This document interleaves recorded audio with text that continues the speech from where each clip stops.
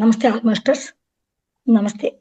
ಮಹಾವತಾರ್ ಫೌಂಡೇಶನ್ನ ಸಂಸ್ಥಾಪಕರಾದ ಪತ್ರಿಜಿಯವರಿಗೂ ಹಾಗೂ ಸ್ವರ್ಣಮಾಲಾ ಅಮ್ಮನವರಿಗೂ ಹಾಗೂ ಈ ವೇದಿಕೆಗೆ ಕಾರಣೀಭೂತರಾದಂಥ ರಂಗನಾಥ್ ಮತ್ತು ಲಕ್ಷ್ಮೀ ದೇವಿಯವರಿಗೂ ಹಾಗೂ ಇಲ್ಲಿ ಈ ವೇದಿಕೆಯಲ್ಲಿ ಆಲಿಸುತ್ತಿರುವ ನನ್ನ ಎಲ್ಲ ಆತ್ಮಬಂಧುಗಳಿಗೂ ವಂದಿಸುತ್ತಾ, ಹಾಗೆ ನನ್ನ ಜನ್ಮದಾತರಿಗೂ ನನ್ನ ಪೂರ್ವದಿಂದ ಈವರೆಗೂ ಇರುವ ನನ್ನ ಗುರು ವಂದಿದವರಿಗೂ ವಂದಿಸುತ್ತಾ, ಈ ದಿನ ನಿನ್ನೆ ಗುರುವಾರ ಹೊಸ ವರ್ಷ, ನಿನ್ನೆ ರಜಾ ಇದ್ದಿದ್ರಿಂದ ಗುರುಗಳ ಒಂದು ಸ್ಮರಣೆ. ಯಾವುದೇ ಒಂದು ಕಾರ್ಯಕ್ರಮ ಮಾಡ್ಬೇಕಾದ್ರೂ ನಾವು ಹರ ಮುನಿದರೂ ಇರಬಹುದಂತೆ, ಗುರು ಮುನಿದರೆ ಪ್ರಪಂಚದಲ್ಲಿ ಇರಕ್ಕೆ ಆಗಲ್ಲ. ಹರನ್ನ ತೋರ್ಸವನೇ ಗುರು.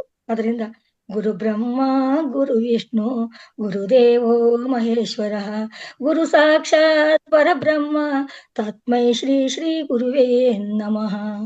ಅಂದ್ರೆ ಯಾವನೇ ಒಬ್ಬ ಮನುಷ್ಯನಿಗೆ ಒಬ್ಬ ಗುರು ಒಬ್ಬ ದಾರಿ ದೀಪವಾಗಿರ್ತಾನೆ. ನಮ್ಮ ಕತ್ತಲಿನ ಜೀವನ ಎಲ್ಲ ಚೆನ್ನಾಗೇ ಇರ್ಬೋದು, ಏನೇ ಇಲ್ಲ ಚೆನ್ನಾಗಿದ್ರು ಒಂದ್ ದಾರಿ ದೀಪವಾಗಿದ್ದಕ್ಕೆ, ಒಂದು ಜೀವನದಲ್ಲಿ ನಮ್ಗೊಂದು ಜ್ಞಾನ ಬೆಳೆಸೋದಕ್ಕೆ ಒಬ್ಬ ಗುರುವಿನ ಆಶ್ರಯ ಬೇಕು. ಅದರಿಂದ ನಾವು ನಿಜವಾಗ್ಲೂ ರಂಗನಾಥ್ ಸರ್ಗೂ ಹಾಗೂ ಪತ್ರಿಜಿ ಅವ್ರನ್ನೆಲ್ಲರೂ ನೆನೆಸ್ಕೊಂಡು ನಾವು ಈ ದಿನ ನಮ್ಗೆ ಇಷ್ಟು ಅವಕಾಶ ಮಾಡೋದಕ್ಕೆ ಅವ್ರನ್ನ ನೆನೆಸ್ಕೊತಾ ಇದ್ದೀನಿ. ಮತ್ತೆ ಈ ದಿನ ನಾನು ತಗೊಂಡಿರೋ ವಿಷಯ ಅಂತ ಅಂದ್ರೆ, ನನಗ್ ಗೊತ್ತಿದ್ದಂಗೆ ಹೂಗಳು. ಈ ಹೊಸ ವರ್ಷ ಆರಂಭ ಆಯ್ತು ಅಂತ ಅಂದ್ರೆ ಎಲ್ಲ ಮರ ಹೂ ಗಿಡಗಳಲ್ಲೆಲ್ಲ ಹೂ ಇರುತ್ತೆ. ಇಂಥ ಮರಗಳು, ಒಣಗಿದ ಮರಗಳು ಸಿಗುವಂತದ್ದಾಗಿರುತ್ತೆ. ಇದಕ್ಕೆ ವಸಂತ ಕಾಲ ಅಂತ ಬೇರೆ ಹೇಳ್ತಿರ್ತಾರೆ. ಅದ್ರ ಬಗ್ಗೆ ಮಾತಾಡಕ್ಕೆ ಇನ್ನು ತುಂಬಾ ಆಗುತ್ತೆ. ನಾನ್ ತಗೊಂಡಿರೋ ಹೂಗಳು ಅಂದ್ರೆ ಎಲ್ಲರಿಗೂ ಗೊತ್ತು ಹೂಗಳ ಬಗ್ಗೆ. ಹೂ ಚೆಲುವೆಲ್ಲ ನಂದೆಂದಿತು, ಹೆಣ್ಣು ಹೂವ ಮುಡಿದು ಚೆಲುವೆ ತಾನೆಂದಿತು, ಹೂ ಚೆಲುವೆಲ್ಲ ನಂದೆಂದಿತು. ನಾಗರತ್ನಮ್ಮ ಮ್ಯೂಟ್ ಮಾಡ್ಕೊಳ್ಳಿ, ಅನ್ಮ್ಯೂಟ್ ಮಾಡ್ಕೊಳ್ಳಿ ನಿಮ್ದು. ನಾಗರತ್ನಮ್ಮ ಹೊರಟಾಗಿತ್ತ ಮೇಡಮ್? ಅವಾಗಿಂದ ಬಂದಿಲ್ಲ ಮೇಡಮ್? ಇಲ್ಲ ಬಂತು. ಈಗ ಯಾವ್ದೋ ವಾಯ್ಸ್ ಬರ್ತಾ ಇತ್ತಲ್ಲ, ನಾನು ಆಲ್ ಮ್ಯೂಟ್ ಕೊಟ್ಟೆ, ಹಂಗಾಗಿ ನಿಮ್ದು ಮ್ಯೂಟ್ ಆಯ್ತು. ಬರ್ತಾ ಇದೆ, ಮಾತಾಡಿ. ಅದೇ ಹೂಗಳ ಬಗ್ಗೆ ಹೇಳ್ತಾ ಇದ್ದೆ. ನಿಮ್ದು ಟಾಪಿಕ್ ಹೂಗಳನ್ನ? ಹೌದು, ಬಗೆ ಬಗೆಯ ಹೂಗಳು. ಬಗೆ ಬಗೆಯ ಹೂಗಳು, ಓಕೆ ಮ್ಯಾಮ್. ಹೂಗಳು ಮತ್ತು ಅದರ ಉಪಯೋಗ. ಹೂ ಚೆಲುವೆಲ್ಲ ನಂದೆಂದಿತು, ಹೆಣ್ಣು ಹೂವ ಮುಡಿದು ಚೆಲುವೆ ತಾನೆಂದಿತು. ಹೀಗೆ ಪಿಕ್ಚರ್ ಎಲ್ಲ ಹಾಡುಗಳನ್ನ ಕೇಳಿರ್ತಾರೆ ಎಲ್ಲರೂ. ಅದ್ರ ಬಗ್ಗೆ ನಾನೇನ್ ಹೇಳೋದ್ ಬೇಕಾಗಿರಲ್ಲ. ಯಾಕೆ ಅಂತಂದ್ರೆ ಹೂವಿನ ಬಗ್ಗೆ ಇದ್ದದಕ್ಕೆ ನಾನು ಒಂದ್ ಲೈನ್ ಹೇಳ್ತಾ ಇದ್ದೀನಿ. ಅಂದ್ರೆ ಮಾತೆತ್ತಿದ್ರೆ ಹೂ, ಬೆಳಗ್ಗೆ ಎದ್ರೆ ಹೂವಿಲ್ದೆ ನಮ್ಗೆ ದೇವ್ರ ಆರಾಧನೆ ಕೂಡ ಆಗಲ್ಲ ಅಂತ ಅನ್ಕೊಂಡಿರ್ತೀವಿ. ಅದಕ್ಕೆ ಒಂದು ಜೊತೆಗೆ ಯಾವ್ಯಾವ ಹೂಗಳು ಯಾವ್ಯಾವ ರೀತಿ ನಾವು ಉಪಯೋಗಿಸ್ತೀವಿ, ಅದ್ರ ಉಪಯೋಗ ಆಗ್ಲಿ, ಅದು ಯಾವ್ಯಾವ ದೇವ್ರಿಗೆ ಇಷ್ಟ ಆಗಿರುತ್ತೆ, ಅದ್ರ ಬಗ್ಗೆ ನಾನ್ ತಿಳ್ಕೊಂಡಷ್ಟನ್ನ ಸ್ವಲ್ಪ ಮಟ್ಟಿಗೆ ನಾನು ತಿಳ್ಸಕ್ ಇಷ್ಟಪಡ್ತೀನಿ ಈ ಅವಕಾಶದಲ್ಲಿ. ಇದು ಹೊಂಗೆ ಹೂದು ಕೂಡ ಇದೆ. ಹೂಗಳಲ್ಲಿ ಹೊಂಗೆ, ತುಂಬೆ, ಬೇವು ಇವೆಲ್ಲ ಹೂಗಳು ಇದೆ. ಆದ್ರೆ ಆ ಹೂಗಳಿಗೆ ಅಷ್ಟು ನಾವು ಪ್ರಾಮುಖ್ಯತೆ ಕೊಡಲ್ಲ. ನಾವು ಅದು ಕಣ್ಣು ನಮ್ಗೆ ಕಾಣಿಸಲ್ಲ. ಅದ್ರ ಉಪಯೋಗ ಬೇಕಾದಷ್ಟು ಇರಬಹುದು, ಅದು ನಮ್ಗೆ ಕಣ್ಣು ಕಾಣಿಸಲ್ಲ. ನಮ್ಗೆ ಕಾಣಿಸುವಂತ ಅದ್ರ ಉಪಯೋಗ ಮತ್ತೆ ಇನ್ನೊಂದಿನ ಹೇಳೋಣ. ಅದು ಈ ಟೈಮ್ ಇದ್ರೆ ಒಂಚೂರು ಹೇಳ್ತೀನಿ. ನಾನೇನಪ್ಪಾ ಅಂತ ಅಂದ್ರೆ, ಈಗ ನಮಗೆ ಉಪಯೋಗ ಆಗಂತದ್ದು, ನಮ್ಗೆ ಆಕರ್ಷಣೀಯ ಆಗುವಂತದ್ದೇ ಮನುಷ್ಯರಿಗೆ ಯಾವಾಗ್ಲೂ ಆಕರ್ಷಣೆ ಆಗುವಂತ ಹೂಗಳೇ ತುಂಬಾ ಇಷ್ಟ ಆಗೋದು. ಅದ್ರಲ್ಲಿ ಬಣ್ಣ ತುಂಬಾ ಆಕರ್ಷಣೆ ಮಾಡ್ತೀವಿ ನಾವು. ಆಮೇಲೆ ವಾಸನೆ ನಾವು ಆಕರ್ಷಣೆ ಮಾಡ್ತೀವಿ. ಮತ್ತೆ ಅದರ ಉಪಯೋಗಗಳನ್ನ ನಾವು ತಿಳ್ಕೊಳ್ಳೋದಾದ್ರೆ, ಬಣ್ಣದಲ್ಲಿ ಕಲರ್ ತುಂಬಾ ಇಷ್ಟ ಪಡ್ತಾ ಇರೋದ್ರಿಂದ ಯಾವ್ಯಾವ ಕಲರು ಯಾವ್ಯಾವ ರೀತಿ ಕೆಲಸ ಮಾಡುತ್ತೆ, ಬಣ್ಣ ತೆರಪಿನಲ್ಲಿ ಕೂಡ ನಮ್ಮ ಗುರುಗಳು ಹೇಳಿದ್ದಾರೆ. ಬಣ್ಣ ಕೂಡ ನಮ್ಮ ದೇಹದಲ್ಲಿ ಆಂತರಿಕವಾಗೂ ಕೆಲಸ ಮಾಡುತ್ತೆ, ನೋಡಕ್ಕೂ ಚೆನ್ನಾಗಿರುತ್ತೆ ಮೇಲ್ಗಡೆ. ಅದ್ರ ಬಗ್ಗೆ ಸುಮಾರೆಲ್ಲ ಬಣ್ಣ ತರಗತಿಗಳಲ್ಲಿ ತಿಳಿಸಿದ್ದಾರೆ. ಇವತ್ತೊಂದು ನಾವು ಶಂಖ ಪುಷ್ಪ ಅಂತ ಒಂದು ತಗೊಂಡ್ರೆ ಅದು ಬಣ್ಣ ನೀಲಿ. ತಾವರೆ ಹೂವು ಅಂತ ತಗೊಂಡ್ರೆ ಅದು ಬಣ್ಣ ಪಿಂಕು, ಹಳದಿ. ಇವಾಗಂತೂ ಕಲರ್ ಎಲ್ಲ ಕೆಮಿಕಲ್ ಹಾಕ್ಸಿ ಕಲರ್ ಎಲ್ಲ ಬರೋ ತರ ಹೂಗಳನ್ನ ನಾವು ಪಡಿತಾ ಇದೀವಿ, ಮಾಡ್ತಾ ಇದ್ದಾರೆ. ಸುಮಾರು ಜನಗಳೆಲ್ಲ ಇದ್ರ ಬಗ್ಗೆ ಎಲ್ಲ ತಿಳ್ಕೊಂಡಿದ್ದಾರೆ. ಅದ್ರಲ್ಲಿ ಏನಪ್ಪಾ ಅಂತ ಅಂದ್ರೆ, ಈ ದಿನ ನಾವು ಒಂದು 3 ತರ ಹೂಗಳು ಅಂತ ಅಂದ್ರೆ 3 ಅಥವಾ 5 ದೈವಿ ಪುಷ್ಪಗಳು ಅಂತ ಹೇಳ್ತೀವಿ. ಆ ದೈವಿ ಪುಷ್ಪಗಳು ಯಾವ್ಯಾವು ಅಂತ ಅಂದ್ರೆ, ಈ ಮೊದಲಿಗೆ ಈಗ ಲಕ್ಷ್ಮಿ. ನಾವು ಮಾತ್ರ ಬೆಳಗ್ಗೆ ಇದ್ರೆ ಲಕ್ಷ್ಮಿ ಅಂತ ಲಕ್ಷ್ಮಿ ಕೈ ಮುಗಿತಾ ಇರ್ತೀವಿ. ಲಕ್ಷ್ಮಿ ಬೇಕು ಎಲ್ಲದಕ್ಕಂದ್ರೆ, ಬೆಳಗ್ಗೆ ಎದ್ರೆ ಆಚೆ ಹೋಗ್ತಿದ್ರೆ ಅಂದ್ರೆ ಪೈಸಾ ಕೈಯಲ್ಲಿಲ್ಲ ಅಂದ್ರೆ ಆಚೆ ಹೋಗ್ಲಿ ದಾಟಂಗೆ ಇಲ್ಲ. ಅದರಿಂದ ಲಕ್ಷ್ಮಿನ ನಾವು ಉಳಿಸ್ಕೋಬೇಕು ಅಂತಂದ್ರೆ ಯಾವಿಂದ ನಾವು ಆರಾಧನೆ ಮಾಡ್ಬೇಕು ಅನ್ನೋದಾದ್ರೆ, ಫಸ್ಟ್ ಬರೋದೇ ನಮ್ಗೆ ಕಮಲ ಪುಷ್ಪ ಲಕ್ಷ್ಮಿಗೆ ಇಷ್ಟ ಅಂತ ಒಂದು. ಅದಾದ್ಮೇಲೆ ಶಕ್ತಿ ದೇವತೆ ಯಾವುದು ಅಂತಂದ್ರೆ, ಶಕ್ತಿ ಅಂದ್ರೆ ಪಾರ್ವತಿಗೆ ಯಾವ ಹೂವು ಇಷ್ಟ? ಮಲ್ಲಿಗೆ ಹೂವು ತಂದು ನಾವು ಕಳಶಕ್ಕೆಲ್ಲ ಮುಡಿಸ್ತೀವಿ. ಅದು ಪಾರ್ವತಿ ಕಳಶ ಅಂತ ಇಡ್ತೀವಿ. ಇದಕ್ಕೆಲ್ಲ ಮಲ್ಲಿಗೆ ಇಷ್ಟಪಡ್ತೀವಿ. ಅದೇ ರೀತಿ ಶಾರದೆಗೆ ಯಾವ ಹೂವು ಇಷ್ಟ ಅಂದ್ರೆ ಸಂಪಿಗೆ ಹೂವು. ಯಾಕೆಂದ್ರೆ ಅದು ವಾಸನೆ ಚೆನ್ನಾಗಿರುತ್ತೆ, ಗೃಹ ಶಕ್ತಿ ಚೆನ್ನಾಗಿರುತ್ತೆ. ಅದನ್ನ ಶಾರದೆಗೆ ಇಷ್ಟ ಅಂತ ನಾವು ಅನ್ಕೊಂಡಿರ್ತೀವಿ. ಜೊತೆಗೆ ನಮ್ಮ ಗುರು ಹಿರಿಯರುಗಳೆಲ್ಲ ಅದನ್ನ ತಂದು ಸರಸ್ವತಿ ಪೂಜೆ ದಿವಸ, ಈ ಯುಗಾದಿ ಹಬ್ಬದ ಟೈಮಲ್ಲಿ ಮಕ್ಕಳಿಗೆಲ್ಲ ಎಲ್ಲಿ ಪರೀಕ್ಷೆ ಭಯ ಬಂದಿರುತ್ತಲ್ಲ, ಅದಕ್ಕೋಸ್ಕರ ಅದನ್ನೆಲ್ಲ ತಕೊಂಡ್ಬರೋದು, ಅರ್ಚನೆ ಮಾಡೋದು, ಇದನ್ನೆಲ್ಲ ಮಾಡ್ತಾ ಇರ್ತಾರೆ. ಅದು ಗಂಧದ ಕಡ್ಡಿಲಿ ಕೂಡ ಅದ್ರದ್ದು ಪಿಕ್ಚರ್ ಎಲ್ಲ ಹಾಕ್ಬಿಟ್ಟಿರ್ತಾರೆ ಇವಾಗ. ಯಾಕೆಂದ್ರೆ ಚಂಪಾ, ಮಲ್ಲಿಗೆ ಏನೇನೆಲ್ಲ ಹಾಕೊಂಡಿರ್ತಾರೆ. ಚಂಪಾ ಅಂತಂದ್ರೆ ಸರಸ್ವತಿಗೆ ಇಷ್ಟ ಆಗುವಂಥದ್ದು ಅಂತ ಅನ್ಕೊಂಡಿರ್ತೀವಿ. ಯಾಕೆ ಅಂದ್ರೆ ಅದು ವಾಸನೆ ತುಂಬಾ ಚೆನ್ನಾಗಿರುತ್ತೆ. ಆ ವಾಸನೆ ಗ್ರಹಿಸ್ಕೊಳ್ಳೋದು ಅಂತ, ಆ ಗ್ರಹಿಸ್ಕೊಳ್ಳೋದು ಅಥವಾ ಸ್ಮರಣ ಶಕ್ತಿ ಜಾಸ್ತಿ ಮಾಡೋದಕ್ಕೆ ಸಂಪಿಗೆ ಅಂತ ಕೂಡ ಅನ್ಕೊಂಡಿರ್ತೀವಿ. ಇದು 3 ಹೂಗಳು ಮತ್ತು ಈ 3 ಜಾತಿ ಬಣ್ಣಗಳು. ಇಷ್ಟು ದೇವತೆಗಳ ಬಗ್ಗೆ ಆದ್ರೆ, ಈಗ ದೇವರುಗಳು ಅಂದ್ರೆ ಬರೀ ಹೆಣ್ಣು ಮಾತ್ರ ಹೂ ಮುಡಿಬೇಕು ಅಂತಿಲ್ಲ. ಜೊತೆಗೆ ಅಲಂಕಾರಿಕವಾಗಿ ಈಗ ಗಂಡು ದೇವರುಗಳ ಬಗ್ಗೆನೂ ಮಾತಾಡ್ಬೇಕಾಗಿ ಬಂದಿದೆ. ಏನು ಅಂತಂದ್ರೆ ಈಶ್ವರ, ಶನೇಶ್ವರ, ವಿಷ್ಣು, ಗಣಪತಿ, ಇದು ಎಲ್ಲ ಕೂಡ ನಾವು ಆರಾಧನೆ ಮಾಡುವಂತ ದೇವರುಗಳು. ಆ ದೇವ್ರಿಗೂ ನಾವು ಇಡ್ತೀವಲ್ವಾ, ಆ ಹೂವು ದೇವ್ರಿಗೆ ನಾವು ಧರಿಸ್ಬೇಕಾದ್ರೆ ನಾವು ಅದ್ರ ಬಗ್ಗೆ ನಾವು ತಿಳ್ಕೊಂಡಿರ್ಬೇಕು ಒಂದ್ ಸ್ವಲ್ಪ ಅಂತ ನಾನ್ ತಿಳ್ಕೊಂಡಿದ್ದು ಅಂತಂದ್ರೆ, ಈಶ್ವರ ಅವನು ಬಣ್ಣ ನೀಲಿ ಬಣ್ಣ. ಒಂಥರ ಯಾವಾಗ್ಲೂ ಈಶ್ವರನ್ ಪಿಕ್ಚರ್ ನೋಡಿ, ಅವ್ನು ವೈಟ್ ಇರೋದು ಕಡಿಮೆ, ಒಂಥರ ಸ್ಕೈ ಬ್ಲೂ ಕಲರೇ ಮಾಡಿರ್ತಾರೆ. ಫಿಗರ್ಗಳಲ್ಲಿ, ಕ್ಯಾಲೆಂಡರ್ಗಳಲ್ಲಿ, ಎಲ್ಲದ್ರಲ್ಲೂ ಕೂಡ ಒಂದು ಬಣ್ಣ ತಿಳಿ ನೀಲಿ ತರ ಇರುತ್ತೆ. ಅದನ್ನ ನೋಡುವಾಗ ನೀಲಿ ಪುಷ್ಪ ಕೂಡ ಈಶ್ವರನಿಗೂ ಇಷ್ಟ ಆಗತ್ತೆ ಅಂತ ಆಯ್ತು. ಆ ನೀಲಿ ಪುಷ್ಪದಲ್ಲಿ ನಾವು ಕೃತಕವಾಗಿ ಬೆಳೆಯುವಂತಹದ್ದು ಈ ಗುಲಾಬಿ ನೀಲಿ ಬಣ್ಣ ಬಂದಿಲ್ವೇನೋ ಅನ್ಸುತ್ತೆ. ಎಲ್ಲಾ ಬಣ್ಣಗಳನ್ನು ಇಂಜೆಕ್ಟ್ ಮಾಡಿ ಎಲ್ಲದಕ್ಕೂ ತಯಾರು ಮಾಡ್ತಾ ಇದ್ದಾರೆ. ಬಟ್ ಇದು ನ್ಯಾಚುರಲ್ ಆಗಿ ನೈಸರ್ಗಿಕ ಪುಷ್ಪ ಅಂತ ಅಂದ್ರೆ, ನಿಜವಾಗ್ಲೂ ಆ ದೇವರು ಎಷ್ಟು ನಮ್ಗೆ ಯಾವ್ಯಾವ ಕಲರ್ನ ಯಾವ ರೀತಿ ಎಲ್ಲಾನು ಸೃಷ್ಟಿ ಮಾಡಿ ದೇವರು ನಮ್ನ ಅನುಕೂಲಕ್ಕಾಗಿ ನಮ್ಗೆ ಕಲ್ಪಿಸ್ಕೊಟ್ಟಿದ್ದಾನೆ ಅಂದ್ರೆ, ಇನ್ನೊಂದ್ಸರಿ ನಾವೆಷ್ಟು ಕೃತಜ್ಞತೆಗಳು ಹೇಳ್ಕೊಂಡ್ರು ಸಾಕಾಗಲ್ಲ. ಯಾಕೆ ಅಂತಂದ್ರೆ, ಅದು ಪ್ರಕೃತಿನಲ್ಲಿ ಅದು ಮಗ್ಗಿರುವಾಗಿಂದನೇ ಬರುವಂತದ್ದು ನೀಲಿ ಪುಷ್ಪ. ಅದು ಪ್ರಾಕೃತಿಕ ಪುಷ್ಪ. ನಾವು ಅದನ್ನ ಆಮೇಲೆ ಅದು ಹೆಚ್ಚಿಗೆ ಬಾಳಿಕೆ ಇರಲ್ಲ ಅದ್ರದ್ದು. ಅದು ಹೆಚ್ಚಿಗೆ ಇಟ್ಕೊಳಕ್ಕಾಗಲ್ಲ. ಈಗ ಫ್ರಿಡ್ಜ್ ಇಂಥದೆಲ್ಲ ಬಂದಿರೋದ್ರಿಂದ 1-2-3 ದಿನದವರೆಗೂ ಬೇಕಾದ್ರೆ ನಾವು ಶೇಖರಿಸಿಟ್ಕೋಬಹುದು. ಇದು ಶಿವನಿಗೆ ಇಷ್ಟ, ಶನೇಶ್ವರನಿಗೆ ಇಷ್ಟವಾದ ಪುಷ್ಪ ಅಂತ ಅನ್ಕೊಳ್ಳೋಣ. ಮತ್ತೆ ಅದ್ರ ಉಪಯೋಗ ಆಮೇಲೆ ಹೇಳ್ತೀನಿ. ಮತ್ತೆ ಪಾರಿಜಾತ, ವಿಷ್ಣುಗೆ ಪಾರಿಜಾತ ಇಷ್ಟ ಅಂದ್ರೆ ಕೃಷ್ಣ, ವಿಷ್ಣು ಇವೆಲ್ಲ ಯಾವುದು? ಅದು ತಿಳಿ ನೀಲಿ ಬಣ್ಣ, ಈ ತರ ಬಣ್ಣಗಳಲ್ಲಿ ವಿಗ್ರಹಗಳ ಕೆತ್ತನೆ ಮಾಡಿರ್ತಾರೆ. ಅಥವಾ ಒಂದು ಪೇಂಟ್ ಎಲ್ಲ ಮಾಡ್ಬೇಕಾದ್ರೂ ಕ್ಯಾಲೆಂಡರ್ಗಳಲ್ಲಿ ಕೂಡ ಅದಿರುತ್ತೆ. ಅಂದ್ರೆ ಅದು ಕೂಡ ನೀಲಿದಾಗಿರುತ್ತೆ. ಅಲ್ಲಿಂದ ಬಂದ್ರೆ ಶನೇಶ್ವರ ಅಂತಂದ್ರೆ ಅದು ಕಪ್ಪು ಅಂದ್ರೆ ತಿಳಿ ಗಾಢ ನೀಲಿ ಕೂಡ ಆಗಿರುತ್ತೆ ಅದು. ಅದರಿಂದ ಶನೇಶ್ವರನಿಗೆ ಒಂದು ಮಂತ್ರ ಕೂಡ ಇದೆ. ಅದು ಅದರಲ್ಲಿ ನೀಲಿ ಸಮಾವಾಸಂ ಅಂತಾನೆ ಇದೆ ಅದು. ನೀಲಿ ಹೂವು ತುಂಬಾ ಶನೇಶ್ವರನಿಗೆ ಇಷ್ಟ. ಅವನು ಈಶ್ವರನಿಂದ ಒಂದು ಪ್ರತೀಕನೆ ಆದ್ರಿಂದ ಶನೀಶ್ವರ ಅಂತಾನೆ ಹೇಳ್ತಾರೆ. ಶನೇಶ್ವರ ಅಂತಾನೆ ಹೇಳ್ಬೇಕು, ಶನಿ ಅಂತೆಲ್ಲ ಹೇಳ್ಬಾರ್ದು. ಅದರಿಂದ ಅವನು ಯಾವಾಗ್ಲೂ ಅದರಿಂದ ಚರ ಅಂತ ಸೇರಿಸ್ಬೇಕು. ಶನೇಶ್ಚರ ಅಂತಾನೆ ಸೇರಿಸ್ಕೋಬೇಕಂತ. ಯಾಕೆಂದ್ರೆ ಎಲ್ಲಾ ಗ್ರಹಗಳಿಗಿಂತ ಸ್ವಲ್ಪ ನಿಧಾನ ಇದ್ರುನು ಇವನು ನಿಧಾನಕ್ಕೆ ಒಂದಿಂದ ಒಂದು ಗ್ರಹಗಳಿಗೆ ಒಬ್ಬ ಮನುಷ್ಯನ ಜೀವನದಲ್ಲಿ 3 ಸಾರಿ ಬರ್ತಾನಂತೆ ಶನೇಶ್ಚರ. ಆದ್ರಿಂದ ನೀಲಿ ಬಣ್ಣ ಶನೇಶ್ವರನಿಗೂ ಇಷ್ಟ. ಅವನಿಗೆ ತುಂಬಾ ಇಷ್ಟವಾದದ್ದು ನೀಲಿ ಹೂವ, ನೀಲಿ ಪುಷ್ಪ, ನೀಲಿಯಿಂದ ಅಡಿಗೆ ಮಾಡಿದ್ದು, ಇದೆಲ್ಲ ಇಷ್ಟ ಆಗುತ್ತೆ ಅಂತ ಹೇಳ್ತಾರೆ. ನೀಲಿ ಕಪ್ಪು ಎರಡೂನು. ಇದಿಷ್ಟು ದೇವರುಗಳ ಬಗ್ಗೆ ಆಯ್ತು. ಜೊತೆಗೆ ನೆಕ್ಸ್ಟ್ ನಾವು ಅದ್ರ ಬಳಕೆ ಹೇಗ್ ಮಾಡ್ಬೇಕು ಅಂತ ಅಂದಾಗ, ತಾವರೆ ಹೂವು ನಾವು ಲಕ್ಷ್ಮಿಗೆ ಇಷ್ಟ ಅಂತ ಹೇಳಿದ್ವಿ. ನಾವು ವರಮಹಾಲಕ್ಷ್ಮಿ ಪೂಜೆ ದಿವಸ ತರ್ತೀವಿ. 1-2 ದಿನ ಇಟ್ಕೊಂಡಿರ್ತೀವಿ ಅಥವಾ 3 ದಿನ ಇಟ್ಕೊಂಡಿರ್ತೀವಿ ದೇವ್ರನ್ನ. ನೆಕ್ಸ್ಟ್ ಏನ್ ಮಾಡ್ತೀವಿ, ಅದನ್ನೆಲ್ಲ ಕದಲ್ಸ್ಬೇಕಾದ್ರೆ ತೆಗೆದು ಹೂವು ಎಲ್ಲಾನ ಆ ಕಡೆ ಬಿಸಾಡ್ಬಿಡ್ತೀವಿ. ಅದು ತಂದಾಗ ನಮ್ಗೆ ಎಷ್ಟು ಬೆಲೆ ಎಷ್ಟು ಕೊಟ್ಟಿದ್ರು, ಅವತ್ತು 50 ರೂಪಾಯಿ 100 ರೂಪಾಯಿ ಇದ್ರು ಒಂದ್ ತಾವರೆ ಪುಷ್ಪನ ನಾವು ದುಡ್ಡು ಕೊಟ್ಟು ತಂದಿರ್ತೀವಿ. ಅದ್ರ ಉಪಯೋಗನೂ ಪಡ್ಕೋಬೇಕು. ಅದು ಅಲ್ಲದೆ ದೈವ ಮಾಲಿನ್ಯ ಅಂತ ಒಂದು ಹೆಸರು. ದೈವ ಮಾಲಿನ್ಯ ಅಂತಂದ್ರೆ ಅದೇ ಹೆಂಗಸರು ಮನುಷ್ಯರು ಯಾರಾದ್ರೂ ಮುಡ್ಕೊಂಡು ಹೂವು ಇದ್ರೆ, ಅದು ಎಷ್ಟೇ ಚೆನ್ನಾಗಿದ್ರು ಬೀದಿಲ್ ಬೀಳ್ಸ್ಕೊಂಡ್ರೆ ಆ ಹೂವು ಎತ್ಕೊಂಡು ಮುಡ್ಕೊಳಲ್ಲ ಯಾರುವೆ. ಅವ್ರಿಗೆ ತಕೊಂಡೋಗಿ ಕೊಡ್ತೀವಿ ಸಾಧ್ಯವಾದ್ರೆ, ಹೂವು ಬಿದ್ದೈತಿ ತಗೊಳ್ಳಿ ಅಂತ. ಅದೇ ದೇವ್ರ ಮೇಲೆ ಹಾಕಿದ ಹೂವನ ಪವಿತ್ರವಾಗಿ ನಾವು ಸ್ವೀಕರಿಸ್ತೀವಿ. ಯಾಕೆ? ನಾವು ಆ ದೇವರಿಂದ ಬಂದಿರುವಂತ ಶಕ್ತಿ ನಮಗೆ ಆಹ್ವಾನ ಆಗ್ಲಿ ಅನ್ನತ್ತೆ ನಾವು ದೇವ್ರ ಪ್ರಸಾದನ ಕೇಳೋದು. ಯಾವ್ದಾದ್ರು ದೇವಸ್ಥಾನದಲ್ಲಿ ಹೋದ್ರು ಕೂಡ ಪ್ರಸಾದ ಯಾಕೆ ಸ್ವೀಕರಿಸ್ತೀವಿ ಅಂತಂದ್ರೆ, ದೇವ್ರ ತಲೆ ಮೇಲಿಂದ ಅದ್ರ ಮೈ ಮೇಲಿರುವಂತ ಒಂದು ಶಕ್ತಿ ಅದಕ್ಕೆ ಬಂದಿರುತ್ತೆ. ಆ ಹೂವನ್ನ ನಾವು ಮುಡಿಯೋದ್ರಿಂದ ಆ ಶಕ್ತಿ ನಮಗೆ ಬರುತ್ತೆ ಅನ್ನೋದು ಒಂದು ಪ್ರತೀಕ ಇರುತ್ತೆ. ಅದೇ ರೀತಿ ನಾವು ಅಂದ್ಕೊಂಡಾಗ ಕಮಲ ಪುಷ್ಪದಲ್ಲಿ ಕಮಲ ಅಂತ ಅಂದ್ರೆ ಮುಖನೇ ಒಂದು ಕಮಲದ ಮುಖದವಳೆ ಅಂತ ಒಂದು ಹಾಡೇ ಇದೆ. ಕಮಲವ ಕೈಯಲ್ಲಿ ಹಿಡಿದವಳೆ, ಕಮಲದ ಕಣ್ಣವಳೆ ಅಂತೆಲ್ಲ ಅವಳು ವರ್ಣನೆ ಮಾಡ್ತೀವಿ. ಅದೇ ರೀತಿ ಆ ಕಮಲ ಪುಷ್ಪ ನಾವ್ ಹೇಳ್ತೀವಲ್ಲ, ಹಂಗೆ ಕಣ್ಣಿಗೆ, ಚರ್ಮಕ್ಕೆ, ಜ್ಞಾನಕ್ಕೆ ಎಲ್ಲದಕ್ಕೂ ಕೂಡ ಅದು ಶಕ್ತಿ ಕೊಡುತ್ತೆ ಕಮಲ ಪುಷ್ಪ.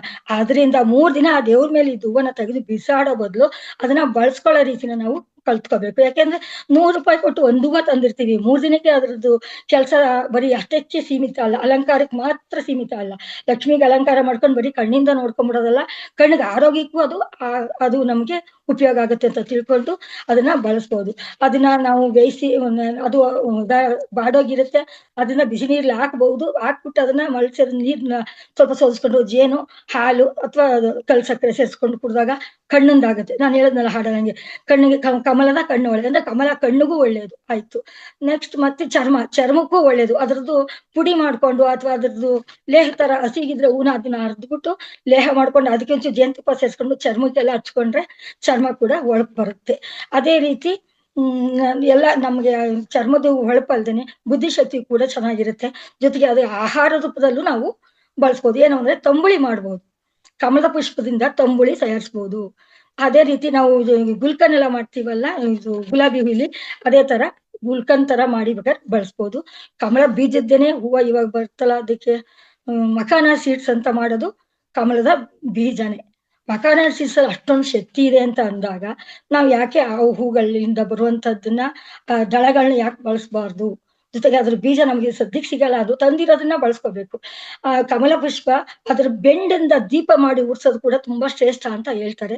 ಲಕ್ಷ್ಮಿ ಹೊಲ್ಸ್ಕೋಬೇಕು ಅಂತಂದ್ರೆ ಇದೆಲ್ಲ ಅದ್ರ ನಾರಿನಿಂದ ದೀಪ ಬತ್ತಿ ಮಾಡಿ ಎಲ್ಲ ಉಡ್ಸೋದು ಕೂಡ ನಾವು ಬೇಕಾದಷ್ಟು ಕಡೆ ನೋಡಿದೀವಿ ಆಯ್ತಾ. ಜೊತೆಗೆ ನಾವು ಏನಪ್ಪಾ ಅಂತಂದ್ರೆ ಕಮಲದ್ದಾಯ್ತು. ನೆಕ್ಸ್ಟ್ ಮಲ್ಲಿಗೆ ಏನು ಅಂದ್ರೆ ಬಳ್ಳಿ ರೂಪ. ಇದು ಕೆಸರಲ್ಲಿ ಹುಟ್ಟುತ್ತೆ ಕಮಲ. ಅದು ಹೂವಿನ ಬಗ್ಗೆ ಹೇಳೋದು ಇನ್ನೂ ಒಂದು ಬೇಕಾದಷ್ಟು ಟೈಮ್ ಆಗುತ್ತೆ, ಟೈಮ್ ಇದ್ರೆ ಇನ್ನೊಂದ್ರ ಬಗ್ಗೆ ಹೇಳೋಣ ಅಂತ. ಕಮಲ ಕೆಸರಲ್ಲಿ ಹುಟ್ಟುತ್ತೆ, ಮಲ್ಲಿಗೆ ಬಳ್ಳಿ ಬರುತ್ತೆ, ಅದಕ್ಕೊಂದು ಮರದ ಆಶ್ರಯ ಬೇಕು.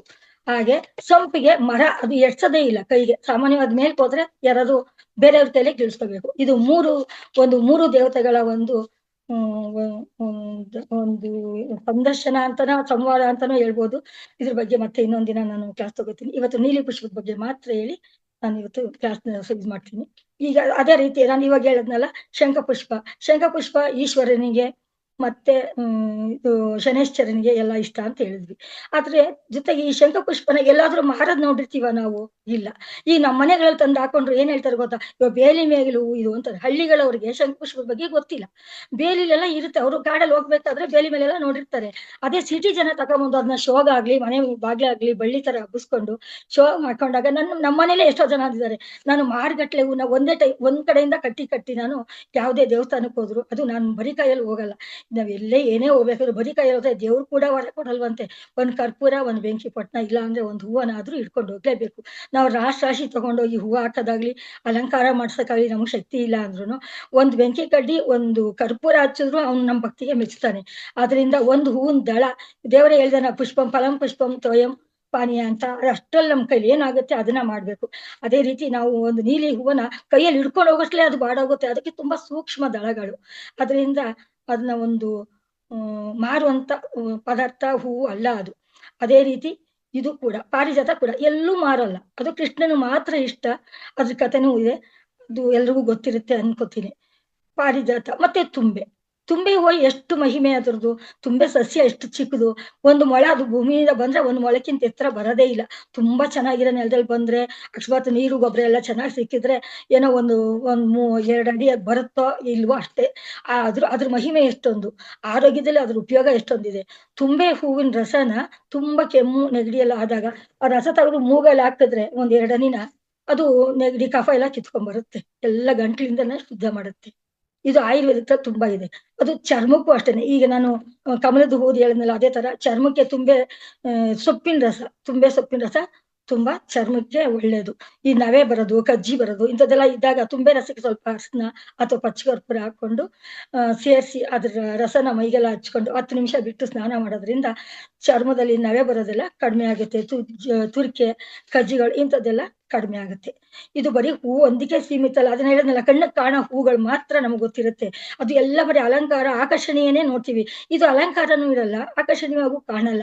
ಆದ್ರೂ ಅದ್ರ ತುಂಬೆ ಹೂವಲ್ಲಿ ಕೂಡ ಹಾರ ಮಾಡಿರೋದನ್ನ ನಾನು ಇಟ್ಕೊಂಡಿದ್ದೆ. ಯಾವಾಗ್ಲಾರು ಒಂದ್ಸತಿ ಇದ್ದಾಗ ನಂದು ಹಳೆ ಮೊಬೈಲ್ ಅಲ್ಲಿ ಇತ್ತು, ತುಂಬೆ ಹೂವಲ್ಲೂ ಹಾರ ಮಾಡಿದಾವೆ.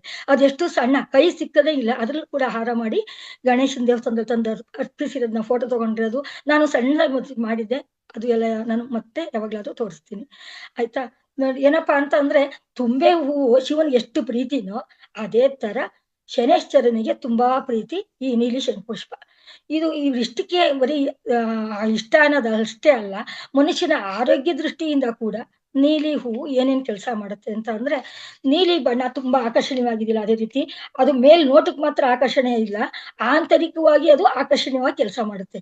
ಆಂತರಿಕ ಅಂದ್ರೆ ನಾವು ಶರೀರಕ್ಕೆ ಒಳಗ್ ತಕೊಳ್ಳುವಂಥದ್ದು. ಈ ಬೇರೆ ಹೂಗಳು ಸ್ವಲ್ಪ ಕಡಿಮೆ ನಾವು ಬಳಸಿದ್ರುನು ಇದು ನೀಲಿ ಹೂವು ತುಂಬಾ ಬಳಸೋದು ಗೊತ್ತಿದೆ, ಎಲ್ಲರೂ ಬಳಸಿದ್ದಾರೆ. ಯಾಕೆಂದ್ರೆ ಸುಲಭವಾಗಿ ಸಿಗುತ್ತೆ ಇದು. ಯಾವುದೇ ಕಾಡು ಬೇಲಿಗಳಲ್ಲೆಲ್ಲ ಸಿಗುತ್ತೆ. ಸ್ವಲ್ಪ ಜನಕ್ಕೆ ಗೊತ್ತಿರಲ್ಲ ಅಷ್ಟೇನೆ. ಇದು ಬ್ರೈನ್‌ಗೆ ತುಂಬಾ ಜ್ಞಾಪಕಶಕ್ತಿ ಉಂಟು ಮಾಡುವಂತ ಒಂದು ಹೂವು. ಇದ್ರ ಬಳಕೆ ಹೇಗೆ ಅಂತ ಅಂದ್ರೆ, ಇದು ಈ ಬೇಸಿಗೆ ಕಾಲಕ್ಕೆ ತುಂಬಾ ತಂಪು ನೀಡುತ್ತೆ. ಈ ತಂಪು ಅಂತಂದ್ರೆ ಒಂದ್ ಲೋಟ ಬಳಸಿದ ನೀರಿಗೆ ಒಂದು 5 ಹೂಗಳನ್ನ ಕ್ಲೀನಾಗಿ ತೊಳೆದು, ಅದು ಬೆಳಿ ಮೇಲೆಲ್ಲ ಇರೋದ್ರಿಂದ ಧೂಳು ಕೂತಿರುತ್ತೆ ಅಂತ. ಅದೇ ನಮ್ಮ ಮನೆಗಳಲ್ಲಿ ಪಾಟಲ್ಲೆಲ್ಲ ಹಾಕೊಂಡ್ರೆ ತೊಳೆಯೋದು ಕೂಡ ಬೇಕಿರಲ್ಲ. ಯಾಕೆಂದ್ರೆ ಅದು ತೊಳಿತಿದ್ದಂಗೆನೆ ಅದು ಕಲರ್ ಬಿಟ್ಬಿಡುತ್ತೆ. ಎಷ್ಟು ಸೂಕ್ಷ್ಮ ಅಂತ ಅಂದ್ರೆ ಅದು ಬಿಸಿ ಬಿಸಿ ನೀರ್ಗೆ ಹಾಕಿದ್ರೆ 5 ನಿಮಿಷ ಹಾಕ್ಬಿಟ್ಟು ಒಂದು ಲೋಟದಲ್ಲಿ ಬಿಸಿ ನೀರು ಇಟ್ಬಿಟ್ಟು 5 ನಿಮಿಷ ಹಾಕಿ ಅದು ಮುಚ್ಚಿಟ್ರೆ ಅದ್ರ ಬಣ್ಣ ಎಲ್ಲ ಬಿಟ್ಬಿಟ್ಟು ಅದು ತ್ಯಾಗ ಮಾಡ್ಬಿಡುತ್ತೆ ಅದ್ರ ಬಣ್ಣನೇ. ಅದು ಮನುಷ್ಯರಿಗೆ ಉಪಯೋಗ ಆಗುವಂತ ಹೂವಿನಲ್ಲಿ ನಿಜವಾಗ್ಲೂ ಅದೊಂದು ದೊಡ್ಡ ತ್ಯಾಗದ ಗುಣ ಇರುವಂತ ಹೂವು ಅಂತ ಅನ್ಕೋಬೇಕು. ಅದು ಕಲರ್ ಬಿಟ್ಬಿಡುತ್ತೆ. ಆ ಕಲರ್‌ನ ಅದ್ ಸೋಲ್ದಿಸ್ಕೊಂಡ್ಬಿಡೋದು ಒಂದ್ ಸ್ವಲ್ಪ ಅಲ್ವಾ, ತಿಳಿ ಮೇಲೆ ಬಗ್ಗಿಸ್ಕೊಂಡ್ರು ಆಗುತ್ತೆ. ಅದೇನ್ ವಿಷ ಅಂತೂ ಅಲ್ಲವಲ್ಲ. ಆದ್ರಿಂದ ವಿಷ ಕುಡ್ದವನು ನೀಲಕಂಠನಿಗೂ ಕೂಡ ತಂಪು ಕೊಡುವಂತ ಹೂವು ಅಂತ ಕೂಡ ಇದು ಇದೆ. ಅದರಿಂದ ಈ ನಾವು ಜ್ಯೂಸ್‌ನ ತಯಾರಿಸ್ಕೊಂಡು ಈ ಬೇಸಿಗೆಯಲ್ಲಿ ಅದೇ ಆ ನೀರ್‌ನ ಜೋಡಿಸ್ಕೊತೀವಲ್ಲ, ಆ ಸೋದಿಸ್ಕೊಳ್ಳೋದಕ್ಕೆ ಒಂದು ಏಲಕ್ಕಿ ಬೇಕು ಅಂದ್ರೆ ಸ್ಮೆಲ್‌ಗೋಸ್ಕರ, ಸ್ವಲ್ಪ ಜೇನು ಅಥವಾ ಕಲ್ಸಕ್ಕರೆ ಇದಿಷ್ಟನ್ನ ಮಿಕ್ಸ್ ಮಾಡ್ಕೊಂಡು, ಅದು ಜೊತೆಗೆ ಒಂಚೂರು ಲಾಸ್ಟಲ್ಲಿ ನಿಂಬೆ ಹಣ್ಣು ಹಾಕಿದ ತಕ್ಷಣ ಅದು ಕಲರ್ ಚೇಂಜ್ ಆಗುತ್ತೆ. ಅದಕ್ಕೆ ಮ್ಯಾಜಿಕ್ ಜ್ಯೂಸ್ ಅಂತ ಕೂಡ ಹೆಸರು ಕೊಟ್ಟಿದ್ದಾರೆ. ಇದನ್ನ ನನ್ನ ತಂಗಿ ಮಗ ಬಂದಾಗ ಯಾವಾಗ್ಲೂ ನಮ್ಮ ಮನೇಲಿ ಆಂಟಿ ಮ್ಯಾಜಿಕ್ ಜ್ಯೂಸ್ ಮಾಡಿ, ಮ್ಯಾಜಿಕ್ ಜ್ಯೂಸ್ ಮಾಡಿ ಅಂತಿದ್ದ. ನಾನು ಮಾಡು ಕೊಡ್ತಿದ್ದೆ. ಈಗಲೂ ಕೂಡ ಗಿಡ ಹಾಕಿದ್ದೀನಿ. ಅದು ಬಂದ್ರೆ ಹೂವ ಬಂದಿಲ್ಲ. ಅದ್ರಲ್ಲಿ ಆಮೇಲೆ ಶಂಖಪುಷ್ಪದಲ್ಲಿ 4, 5 ಬಣ್ಣಗಳಿದೆ. ಈಗ ಆ ಬಣ್ಣಗಳು ನನ್ಗೆ ಅನ್ಸುತ್ತೆ ನೀಲಿ, ಬಿಳಿ 2 ಮಾತ್ರ ನ್ಯಾಚುರಲ್ಲು. ಬೇರೆದೇನೋ ಮಾಡಿದ್ದಾರೆ. ಇವ್ರು ಕೆಮಿಕಲ್ ಎಲ್ಲ ಮಿಕ್ಸ್ ಮಾಡ್ತಾರಲ್ಲ ಅಂತ ಅನ್ಕೊಂಡಿದ್ದೀನಿ. ಆದ್ರಿಂದ ನೀಲಿ ಹೂ ಮಾತ್ರ ನ್ಯಾಚುರಲ್ಲು. ಬಿಳಿದು ಮಾಮೂಲಿ ಶಂಖಪುಷ್ಪ. ಅದು ಬೀಸಣಿಗೆ ಹೂವು ಅಂತ ಕೂಡ ಹಳ್ಳಿಲೆಲ್ಲ ಅಂತಾರೆ. ಬಿಳಿದ್ರಲ್ಲೂ ಸುತ್ತುಂದು ಇರುತ್ತೆ. ಒಂದು 5, 6 ಸುತ್ತು ಗುಲಾಬಿ ತರ ಬರುತ್ತೆ. ಶೋಗ್ ನಾವೆಲ್ಲ ಒಂದ್ಸರಿ ನೀಲಿ ಬಟ್ಟೆ ಹಾಕೊಂಡು ಎಲ್ಲ ಮ್ಯಾಚಿಂಗ್ ಮಾಡ್ತೀಯಲ್ಲ, ಹೂ ಯಾಕೆ ಮ್ಯಾಚಿಂಗ್ ಮಾಡ್ಕೋಬಾರ್ದು ಅಂತ ನನ್ನ ಮಗಳಿಗೆ ಮುಡ್ಸಿ ಕಳ್ಸಿದ್ದೆ. ಅವಳೆಲ್ಲ ನಗೋರು ಎಲ್ಲಾರುನು. ಇವೆಲ್ಲ ಸರಿ ಹೋಯ್ತು, ನೀಲಿ ಹೂನು ಮುಡ್ಸಿ ಮ್ಯಾಚಿಂಗ್ ಮಾಡಿದಾಳೆ ಅಂತ ಅನ್ನೋರು. ಅಷ್ಟು ಆಕರ್ಷಣೀಯ ಆ ಹೂವು. ನಾನು ದೇವಸ್ಥಾನಕ್ಕೆ ಹೋದ್ರೆ ಬರೀ ಕೈಯಲ್ಲೇ ಹೋಗ್ತಿರ್ಲಿಲ್ಲ. ತುಂಬಾ ನೀಲಿ ಹೂ ಬರೋದು ನಮ್ಮನೇಲಿ. ತುಂಬಾ ತಕೊಂಡ್ ಹೋಗಿ ಕೊಡ್ತಿದ್ದೆ. ಗಣೇಶನ ಮೆರವಣಿಗೆ ಬೀದಿ ಮೇಲೆ ಬಂದ್ರೆ ಎಲ್ಲಾ ಒಂದೊಂದು ಗಣೇಶನಿಗೂ ಒಂದೊಂದು ಹೂನಾರ ಮಾಡಿ ಕೊಟ್ಟು ಕಳಿಸ್ತಾ ಇದ್ದೆ. ಅದರಿಂದ ನಂಗೆ ನೀಲಿ ತುಂಬಾ ಇಷ್ಟ. ಮೊದ್ಲೇ ಹೇಳೋದು ಈ ನೀಲಿ ಮೋಹಕ ಬಣ್ಣ ಅಂತ. ಅದು ನೀಲಿ ಅಂದ್ರೆ ತುಂಬಾ ಮೋಹಕವಾಗಿರೋ ಬಣ್ಣ. ಅಂದ್ರೆ ಕೃಷ್ಣನ ಬಣ್ಣ ನೀಲಿ. ಕೃಷ್ಣನ ಮೋಹಿಸ್ದೇ ಇರೋರು ಯಾರು? ಆದ್ರಿಂದ ಕೃಷ್ಣನ ಮೋಹಿಸೋರು ಕೂಡ ಪ್ರಪಂಚದಲ್ಲಿ ಯಾವುದೇ ವಸ್ತು ಕೂಡ ಅವನು ಕೊಟ್ಟಿದ್ದೇ ಅಲ್ವಾ ಇದು. ಅವನು ಕೊಟ್ಟಿದ್ದು ನಾವು ಪ್ರೀತಿಸ್ಬೇಕು ಅಂತ ತಿಳ್ಕೊಳ್ಳೋದ್ರಲ್ಲಿ ಅರ್ಥ ಇದೆ. ನಾವೇನಪ್ಪಾ ಅಂದ್ರೆ ಈ ನೀಲಿ ಒಂದು ಬರೀ ಜ್ಯೂಸ್ ಆಯ್ತು. ಅದೇ ತರ ಬಂದಾಗ ಮಕ್ಕಳ ಬ್ರೈನ್‌ನ ಬೆಳವಣಿಗೆ ಈಗ ಶಂಖಪುಷ್ಟಿ ಟಾನಿಕ್ ಅಂತ ಅಂಗಡಿಗಳಲ್ಲಿ ಕೂಡ ದೊರೀತಾ ಇದೆ. ಅಂದ್ರೆ ನಾನ್ ತಗೊಂಡಿಲ್ಲ. ನಾನು ಮನೇಲೇ ಮಾಡ್ತಿದ್ದೆ. ಹೇಗೆ ಅಂತಂದ್ರೆ ನೀಲಿ ಹೂವನ್ನ ಚೆನ್ನಾಗಿ ತೊಳೆದ್ಬಿಟ್ಟು ಒಂದು ಬಟ್ಟೆ ಒಂದು ಟವಲ್ ಮೇಲೆ ಅದ್ರ ಮೇಲೆ ಹಾಸ್ಬಿಡೋದು. ಅದು ನೆರಳಲ್ಲೇ ಒಣಕೊಳ್ಳೋದು. ತುಂಬಾ ಅದು ತೆಳು ಇರೋದ್ರಿಂದ ಒಂದೇ ದಿನಕ್ಕೆ ಒಣಕೊಂಡ್ಬಿಟ್ಟಿರುತ್ತೆ. ಸ್ವಲ್ಪ ಬೇಕು ಅಂದ್ರೆ ಪುಡಿ ಮಾಡ್ಕೋಬೇಕು ಅಂದ್ರೆ ಅದನ್ನ ಬಿಸಿಲಲ್ಲಿ 1 ನಿಮಿಷ ಹಾಕಿ ಎತ್ಕೋಬೇಕು. ತಂದು ಅದನ್ನ ಪುಡಿ ಮಾಡಿ ಹೆಚ್ಚಿಗೆ ಹೂ ಸಿಕ್ಕಿದಾಗ ಅದ್ರ ಶೇಖರಿಸಿಟ್ಕೊಂಡು ಅದಕ್ಕೆ ಜೇನುತುಪ್ಪ ಬೆರೆಸಿಟ್ರೆ ಎಷ್ಟು ದಿವಸ ಆದ್ರೂ ಕೆಟ್ಟೋಗಲ್ಲ.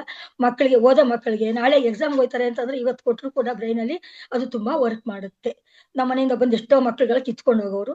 ನಾನು ಶಿವಾರ್ಗುಡ್ದಲ್ಲಿ ತಗೊಂಡೋಗಿ ಕೊಟ್ಟು ನವೋದಯ ಸ್ಕೂಲ್ ಹುಡುಗರಿಗೆಲ್ಲ ಅವಾಗೆಲ್ಲ ರೀಲ್ ಬಾಟ್ಲು ಅಂತ ಬರ್ತಿತ್ತು. ಯಾವುದು ಪಿಕ್ಚರ್ ಇದು ರೀಲ್‌ದು ಕ್ಯಾಮ್ರಾ ರೀಲ್‌ಗಳು ಬರ್ತಿತ್ತಲ್ಲ, ಆ ರೀಲ್ ಡಬ್ಬದಲ್ಲಿ 2, 3 ರೀಲ್ ಡಬ್ಬಕ್ಕೆ ನಾನು ಜೇನುತುಪ್ಪ ಮತ್ತೆ ಇದು ಕಲ್ಸಕ್ಕರೆ ಎಲ್ಲ ಮಿಕ್ಸ್ ಮಾಡಿ ಅದನ್ನ ತಗೊಂಡೋಗಿ ಕೊಟ್ಟು ಹುಡುಗರಿಗೆಲ್ಲ ಕೊಡ್ತಿದ್ದೆ. ಯಾಕೆಂದ್ರೆ ನಾವು ಸ್ವಾರ್ಥ ಬುದ್ಧಿ ಬೇಡ. ನನ್ನ ಮಕ್ಕಳಲ್ಲಿ ತಗೊಂಡೋಗ್ಬಿಟ್ಟು ಏನೋ ಕೊಡ್ತಾರೆ ಇವ್ರು ತಗೊಂಡೋಗಿ, ಅವ್ರ ಮಗ ಬುದ್ಧಿವಂತ, ಬೇರೆಯವರೆಲ್ಲ ಎದುರಿಸ್ಕೊಳ್ಳೋದು ಬೇಡ ಅಂತ ತಗೊಂಡೋಗಿ ಕೊಡ್ತಿದ್ದೆ. ಅವ್ರು ಇಷ್ಟಪಟ್ರೆ ತಿಂತಿದ್ರೇನೋ ಅದು ಗೊತ್ತಿಲ್ಲ ನನಗೆ.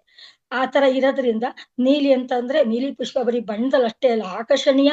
ಅದು ಆಂತರಿಕವಾಗೂ ಆಕರ್ಷಣೆ ಇದೆ. ಬಣ್ಣಗಳಲ್ಲಿ ಅದು ತುಂಬಾ ಒಳ್ಳೆ ಬಣ್ಣ.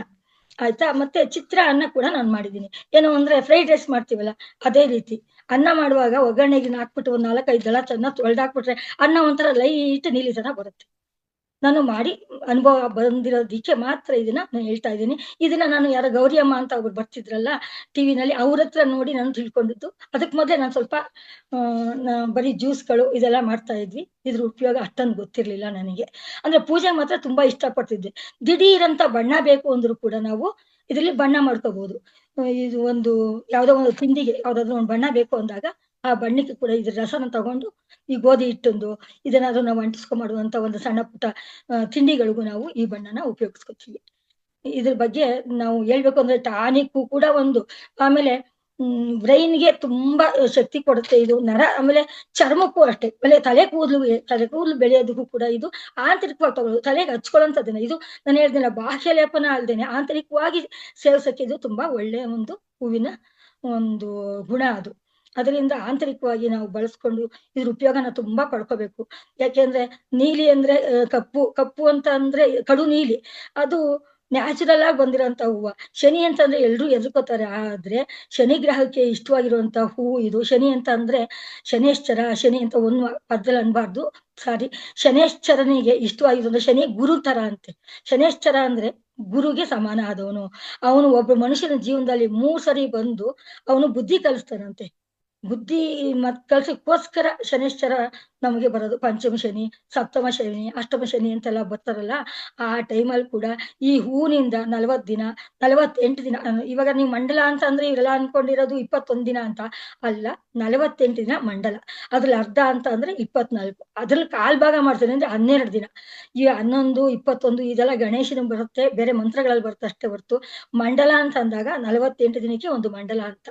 ಆ ಮಂಡಲ ಪೂಜೆ ಮಾಡಿ ಎಷ್ಟೋ ಜನ ಶನೇಶ್ವರನ ಉಳಿಸ್ಕೊಂಡು ಅವನ ಒಂದು ಕೃಪೆಗೆ ಪಾತ್ರರಾಗಿ ಅವನ ಒಂದು ಇದ್ರ ಅವನ್ ಬುದ್ಧಿ ಅಂತಂದ್ರೆ ಬುದ್ಧಿ ಕಲ್ಸುವಂತದ್ದೇನೆ, ಜನಕ್ಕೆ ಬುದ್ಧಿ ಕಲ್ಸೋದು. ಆ ತರ ಕ್ರೂರವಾಗಿ ನಡ್ಕೊಂಡು. ಈಗ ಮಾಸ್ಟರ್ ಒಂದ್ ಮಗ್ಗಿ ಬರ್ಲಿಲ್ಲ ಅಂತ ಅಂದಾಗ ಒಂದ್ ಹುಡುಗನಿಗೆ ಏನ್ ಮಾಡ್ತಾನೆ, ಸ್ಟಾರ್ಟ್ಅಪ್ ಅಂದಿ ಬೆಂಚ್ ಅಂತ ಬೆಂಚ್ ಮೇಲೆ ನಿಲ್ಲಿಸ್ತಾರೆ, ಕಿವಿ ಇಡಿಸ್ತಾರೆ, ಕೈ ಮೇಲೆ ಹೊಡಿತಾರೆ. ಇದೆಲ್ಲ ಮಾಡಿದ್ರೆ ಇನ್ನು 3ನೇ ದಿನಕ್ಕೆ ಅವನು 12ನೇ ಮಗ್ಗಿ ಕಲ್ತ್ಕೊಂಡ್ ಬಂದಿರ್ತಾನೆ.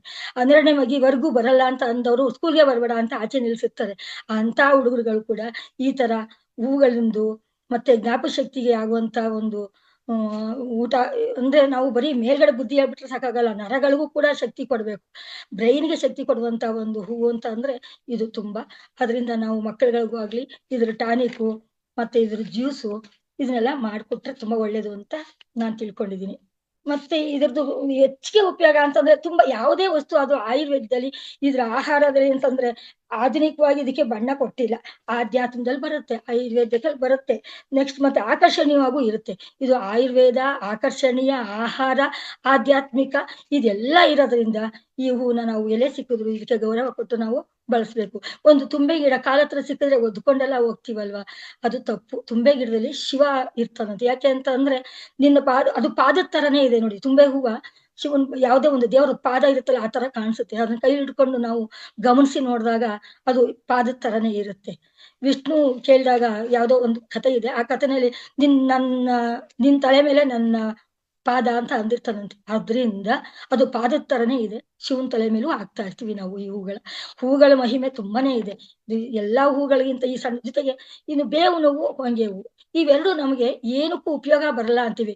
ಆದ್ರೆ ಹೊಂಗೆ ಹೂವಿನ ಪುಡಿನ ಯಾವುದೇ ಗಾಯ, ರಸ ಸೋರ್ತಾ ಇರುವಂತ ಗಾಯ, ಕಜ್ಜಿ, ತರಿ ಈ ತರ ಎಲ್ಲ ಬಂದಿರುತ್ತೆ. ಆ ತರದ ಮೇಲೆ ಹೊಗೆ ಮರದ ಕೆಳಗಡೆ ಹೋಗಿ ಕುತ್ಕೊಂಡು ಅದರ ಒಂದು ಗಾಳಿ ಸೇವನೆ ಮಾಡೋದು. ಮತ್ತೆ ಹೊಂಗೆ ಹೂವನ್ನ ಚೆನ್ನಾಗಿ ತಗೊಂಬಂದು ಆರಿಸಿ ತೊಳೆದು ಅದನ್ನ ಒಣಸಿ ಪುಡಿ ಮಾಡಿ ಇಟ್ಕೊಂಡು ಅದನ್ನು ಕೂಡ ಗಾಯದ ಮೇಲೆ ಉದುರ್ಸ್ಬಿಟ್ರೆ ನಾಳೆ ಅಷ್ಟರಲ್ಲಿ ಅದ್ರ ಬಣ್ಣನೇ ಮಾಸಿರುತ್ತೆ. ಅದರಿಂದ ಹೊಂಗೆ ಹೂವು ಅಂತಂದ್ರೆ ದೊಡ್ಡದಾಗಿ ಮುಡ್ಕೊಳ್ಳುವಂತ ಕಲರ್ ಇರುವಂತ ಹೂವೇನೆ ಹೂವು ಅಂತಲ್ಲ. ಜೊತೆಗೆ ಈ ನ್ಯಾಚುರಲ್ ಆಗಿ, ಅದು ಅಲ್ಲದೆ ಈಗ ಯುಗಾದಿ ಹಬ್ಬ ಆದ್ಮೇಲೆ ಬರುವಂತದ್ದು ಬೇವಿನ ಹೂವು. ಈ ಬೇವು ನಾವು ಬೆಳಗ್ಗೆ ಎದ್ದು ಬೇವು ಬರೀ ಬೆಲ್ಲ ತಿನ್ನಕ್ಕೆ ಬೇವು ಬೆಲ್ಲ ಒಂದೇ ಒಂದಿನ ಮಾತ್ರ ಉಪಯೋಗಿಸ್ತಾ ಇದ್ವಿ. ಇದ್ರ ಮಹಿಮೆ ಏನು ಅಂತಂದ್ರೆ ಮಕ್ಕಳಾಗದೇ ಇರುವಂತ ಹೆಣ್ಣು ಮಕ್ಕಳುಗಳಿಗೆ ಜೇನುತುಪ್ಪದಲ್ಲಿ ಇಷ್ಟು ದಿವಸ ಅಂತ ಇರುತ್ತೆ. ಆಯುರ್ವೇದಿಕ್ ಡಾಕ್ಟರ್ಗಳಿಗೆ ಕೇಳಿದ್ರೆ ಹೇಳ್ತಾರೆ, ಬೇವಿನ ಹೂವನ್ನ ಈಗ ನಾವು ತಂದು ದೇವರಿಗೆಲ್ಲ ಧರಿಸ್ತೀವಲ್ಲ, ಆ ಹೂನು ಕೂಡ ಎಸಿಬಾರ್ದು. ಬೇವಿನ ಪತ್ರೆ ಕೂಡ ಎಸಿಬಾರ್ದು. ಆ ಪತ್ರೆನ ಕೂಡ ನಾವು ಪುಡಿ ಮಾಡಿ ತಲೆ ಸೀಗೆ ಪುಡಿನೋ ಏನೋ ಹಾಕೋತೀವಲ್ಲ ಅದ್ರಲ್ಲಿ ಮಿಕ್ಸ್ ಮಾಡ್ಕೋಬಹುದು. ಚರ್ಮಕ್ಕೆ ಅರ್ಶಿನದ ಜೊತೆ ಸೇರಿಸ್ಕೊಂಡು ಹಾಕೋಬಹುದು. ಈ ಹೂನು ಅದೇ ರೀತಿ ಒಣಸಿಟ್ಕೊಂಡು ಪುಡಿ ಮಾಡಿ ಮಕ್ಕಳಾಗದೇ ಇರುವಂತ ಅವ್ರಿಗೆ 3ನೇ ದಿನಕ್ಕೆ ಮುಟ್ಟಾದ 3ನೇ ದಿನದಿಂದ ಒಂದು 3 ದಿನ 5 ದಿನ ಈ ತರ ಇಷ್ಟು ದಿನ ಅಂತ ಹೇಳಿ ಅವರು ಔಷಧಿ ಕೊಡ್ತಾರೆ. ಅದು ಬೇವಿನ ಹೂವಿಂದ ಕೂಡ ಕೊಡ್ತಿರ್ತಾರೆ. ಇದು ಆಯುರ್ವೇದಿಕ್ ಡಾಕ್ಟರ್ಗಳು ಬಳಸಿ ಗೊತ್ತಿರೋದು. ನಮ್ಮ ಮನೆಗಳಲ್ಲೂ ನಮ್ಮ ತಾತ ಮುತ್ತಾತನ ಕಾಲದಿಂದ ಇದನ್ನೆಲ್ಲ ಮಾಡಿರ್ತಾರೆ. ಅದನ್ನ ನೋಡೋದ್ರಿಂದ ನನಗೆ ಸ್ವಲ್ಪ ಅನುಭವ ಇದೆ. ಅಂದ್ರೆ ಅದು ಕ್ರಿಮಿನಾಶಕವಾಗಿ ಕೂಡ ಅಂದ್ರೆ ಒಳಗಡೆ ಒಂದು ಬಂಜೆತನಕ್ಕೆ ಕಾರಣ ಯಾವ್ದೋ ಒಂದು ಕ್ರಿಮಿ ಇರುತ್ತಂತೆ. ಆ ಕ್ರಿಮಿ ಗರ್ಭಕೋಶ ಒಳಗಡೆ ಸೇರ್ಕೊಂಡಿರೋದನ್ನ ಇದು ನಿರ್ಮೂಲನೆ ಮಾಡುತ್ತೆ. ಅದರಿಂದ ಗರ್ಭಕೋಶಕ್ಕೂ ಕೂಡ ಇದು ಒಳ್ಳೇದು. ಬರೀ ನಮ್ಮ ಹೊಸ ಯುಗದಲ್ಲಿ ಬೇವು ಬೆಲ್ಲ ಸಿಹಿ ಕಹಿ ಅಂತ ನಾವು ಅಷ್ಟು ಮಾತಾಡೋದು ಮಾತ್ರ ಗೊತ್ತು ನಮಗೆ. ಆಂತರಿಕವಾಗಿ ನಮ್ಗೆ ಏನೇನ್ ಕೆಲಸ ಮಾಡುತ್ತೆ ಈ ಹೂಗಳು ಅಂತೆಲ್ಲ ತಿಳ್ಕೊಳ್ಳೋದಕ್ಕೆ ನಮಗೆ ಅವಕಾಶ ಮಾಡಿಕೊಟ್ಟಿದ್ದಕ್ಕೆ ತುಂಬಾ ಧನ್ಯವಾದ ಧನ್ಯವಾದ ಧನ್ಯವಾದ ಮೇಡಮ್.